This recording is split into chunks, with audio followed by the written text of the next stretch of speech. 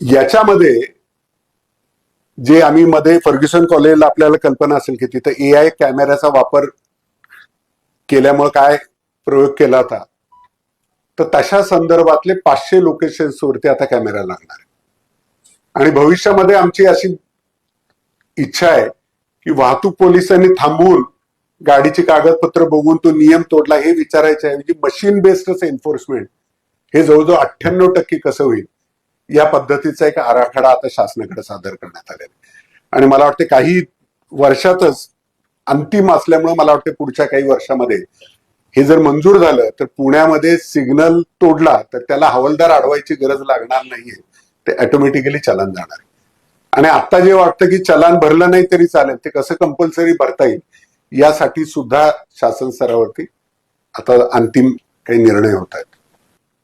म्हणजे 400 बसेस घेण्याच्या ऐवजी तुम्ही आहे त्या बसेसची इफिशियन्सी तुम्ही टेक्नॉलॉजीचा वापर करून योग्य पद्धतीने जर वापर केला गेला तर 400 बसेस जे लागणार आहेत तुम्हाला नव्यानं, त्याच्यामध्ये फक्त 50 बसेस किंवा 20 बसेसचा खर्च जर केला तर आहे त्या 2000 बसेसची कॅपॅसिटी आपल्याला जणू काय आपण 400 बसेस नवीन खरेदी केल्या या पद्धतीने आपल्याला करता येईल. या पद्धतीचा पण वापर PMPML करताना दिसून येतोय.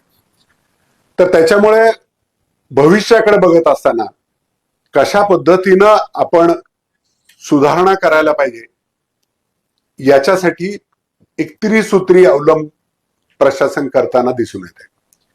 पहिला त्यातला जो भाग आहे की पुणे आता किती असेल तर त्याच्यामध्ये शॉर्ट टर्म मध्ये जसं सांगितलं की इमिजिएट रिलीफ नागरिकांना कसा देता येईल आणि लॉंग टर्म मध्ये किंवा मिड टर्म मध्ये काय करता येईल याच्यासाठी 3 महत्वाच्या गोष्टीचा अवलंब आता प्रशासन करताना दिसून येते.